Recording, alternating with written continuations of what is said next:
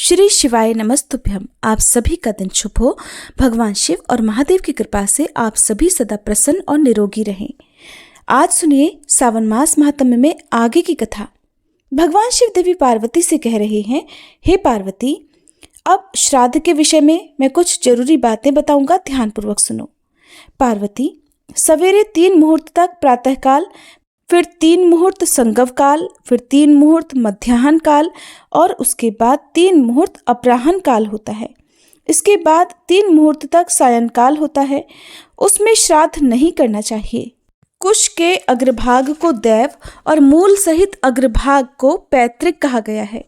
उसमें अवलंबित कुशों को कुतुक माना गया है। श्राद्ध काल में शरीर, द्रव्य, स्त्री, भूमि, मन, मंत्र तथा ब्राह्मण, इन 7 वस्तुओं की शुद्धि पर विशेष ध्यान देना चाहिए।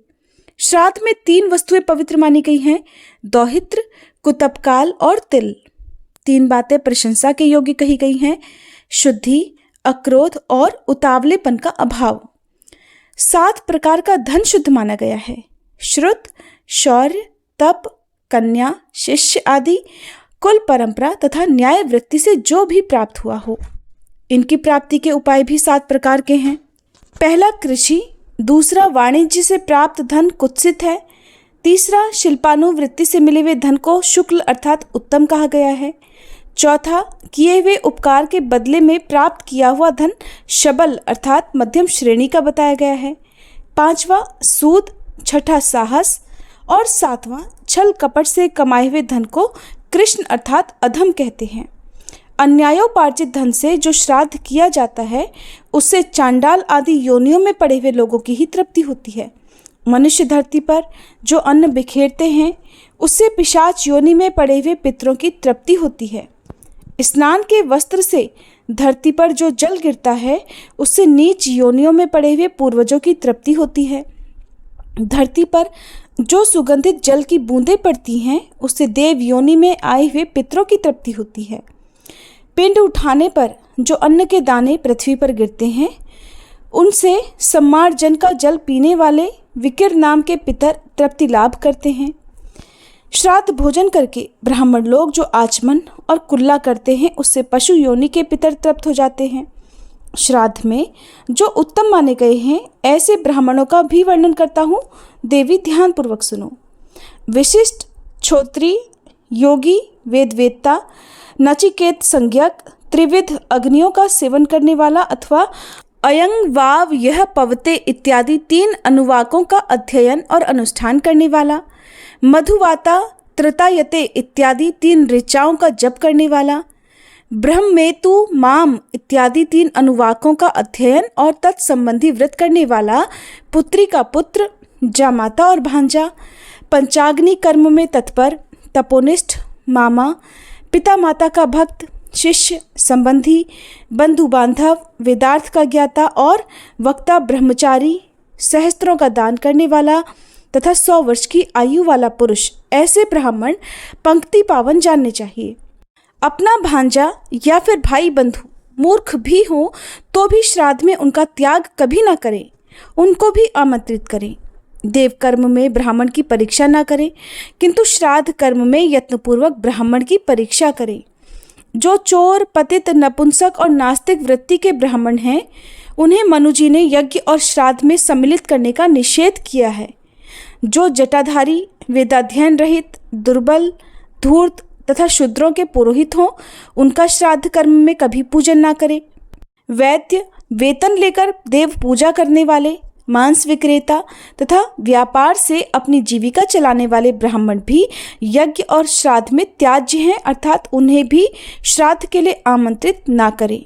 जो गंवार, राजसेवक, बुरे नखों वाला, काले दांतों वाला, गुरु के प्रतिकूल आचरण करने वाला, अग्निहोत्र का त्यागी, सूदखोर, राजयक्ष्मा का रोगी, पशुपालन की वृत्ति से जीने वाला, परिवेत्ता अर्थात अपने बड़े भाई से पहले ही खुद विवाह करने वाला, निराकृति अर्थात किसी अंग से हीन, ब्राह्मण द्वेषी, परिवित्ति अर्थात परिवेत्ता का बड़ा भाई, कुशीलव अर्थात नाचने गाने वाला, अपकीर्णी अर्थात धर्म से भ्रष्ट हुआ, दुःशील, काना, शूद्र जाति स्त्री से संबंध रखने वाला, उढरी का बेटा, जुआरी, शराबी, कोढ़ी, कलंकित, पाखंडी, रस बेचने वाला, धनुष बाण बनाने वाला, बड़ी बहन के अविवाहित रहते उसकी छोटी बहन से विवाह करने वाला, मित्रद्रोही, पुत्र से शिक्षा लेने वाला, मिर्गी का रोगी, घेंघे वाला, श्वेत कुष्ठी, जुगलखोर, उन्मादी, अंधा तथा वेद की निंदा करने वाला, ये सभी ब्राह्मण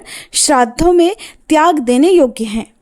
जल के प्रवाह को छिन्न भिन्न करने वाला अथवा उसे रोकने वाला, दूत कर्म करने वाला, वृक्षारोपण की वृत्ति से जीने वाला, कुत्ते से शिकार खेलने वाला, बाज पक्षी से जीविका चलाने वाला, कुमारी कन्या को कलंकित करने वाला, हिंसक शुद्ध वृत्ति से जीने वाला, आचारहीन, बहुत बड़े जन समुदाय की पुरोहिती करने वाला, प्रतिदिन भीख मांगने वाला तथा मुर्दे ढोने वाला, ऐसे ब्राह्मण यत्नपूर्वक त्याज्य हैं। उन्हें भी श्राद्ध के लिए आमंत्रित ना करें। जिनका आचरण निंदित हो वे अधम द्विज श्रेष्ठ ब्राह्मणों की पंक्ति में बैठने के अधिकारी ही नहीं हैं। इसलिए विद्वान ब्राह्मण देव कार्य और पितृ कार्य दोनों में पूर्वोक्त ब्राह्मणों को कभी सम्मिलित ना करें। प्रत्येक मास में अमावस्या आने पर श्राद्ध करना चाहिए। अष्टका तिथि, सूर्य ग्रहण, चंद्र ग्रहण, विषुव योग, अयनारंभ के दिन तथा सामान्यतः सूर्य की प्रत्येक संक्रांति के दिन श्राद्ध करना चाहिए। कृष्ण पक्ष में आद्रा, मघा, रोहिणी आदि नक्षत्रों में श्राद्ध के योग्य द्रव्य और ब्राह्मणों का संयोग प्राप्त होने पर तथा गज छाया, व्यतिपात, भद्रा और वैधृति योग में भी श्राद्ध करना चाहिए। वैशाख की तृतीया, कार्तिक शुक्ला नवमी, माघ की पूर्णिमा और भाद्रपद कृष्णा त्रयोदशी ये युगादि तिथियां मानी गई हैं। माघ मास की सप्तमी को भगवान सूर्य पहल रथ पर आरूढ़ हुए, इसलिए उसे रथ सप्तमी कहते हैं। आश्विन शुक्ला नवमी, कार्तिक की द्वादशी, चैत्र और भादो की तृतीया, फाल्गुनी की अमावस्या, पौष की एकादशी, आषाढ़ की दशमी, माघ की सप्तमी, सावन की कृष्णाष्टमी, आषाढ़, कार्तिक, फाल्गुन, चैत्र और ज्येष्ठ की पूर्णिमाएं ये मनवंतर की आदि तिथियां हैं जो दान के पुण्य को अक्षय करने वाली हैं। मनवंतर आदि तिथि में 12 प्रकार के श्राद्ध करने चाहिए।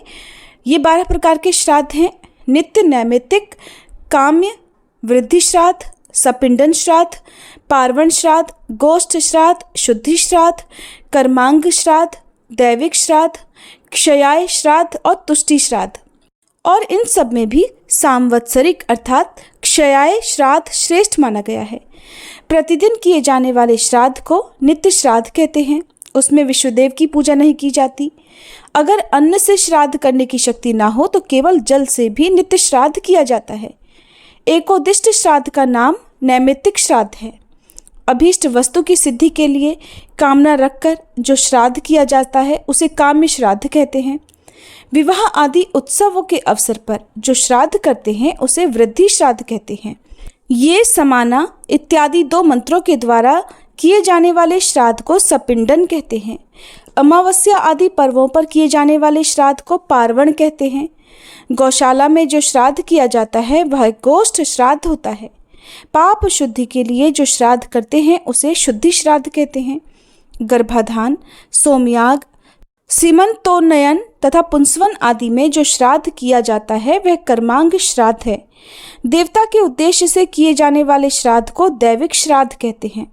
जो देशांतर में चला जाए उसकी तुष्टि के लिए घी से श्राद्ध करना चाहिए, इसे तुष्टि श्राद्ध कहते हैं। 12 महीने पर जो श्राद्ध किया जाता है जिसे आम भाषा में बरसी भी कहते हैं उसे क्षयः अथवा सांवत्सरिक श्राद्ध कहते हैं। जो वर्ष के अंत में क्षयः के दिन पिता और माता का आदरपूर्वक श्राद्ध नहीं करते उनकी की हुई पूजा को मैं नहीं ग्रहण करता। जो मनुष्य पिता की क्षयः तिथि को ठीक नहीं जानता हो उसे माघ अथवा मार्गशीर्ष की अमावस्या को सांवत्सरिक श्राद्ध करना चाहिए। अब भगवान शिव देवी पार्वती को श्राद्ध विधि के बारे में बता रहे हैं जिसका वर्णन आप सभी अगले अध्याय में सुनेंगे। अब सुनिए भगवान शिव की भक्ति से जुड़ी एक सच्ची कहानी। एक बार एक अद्भुत कवि संत थे जिनका जन्म कर्नाटक में हुआ था। उनका नाम था दासी मैया और वो इतने अच्छे बुनकर थे कि उन्होंने एक बार बहुत बारीक और बहुत सुंदर पगड़ी का कपड़ा बुनना शुरू कर दिया। कपड़ा बुनने में बहुत मेहनत लगती है। बुनते बुनते उनको भी पूरा 1 महीना लग गया। आखिरकार उन्होंने वह कपड़ा बुन ही लिया, क्योंकि उनकी कमाई भी इसी से होती थी। फिर एक दिन वह उसे बेचने के लिए बाजार में ले गए। पगड़ी का वह कपड़ा इतना सुंदर था कि किसी ने भी उस कपड़े की कीमत नहीं पूछी। सभी को लगा कि ये तो बहुत महंगा होगा। फिर वह बिना बिके हुए कपड़े के साथ ही वापस आ रहे थे कि रास्ते में उन्हें एक बूढ़ा आदमी बैठा हुआ मिला।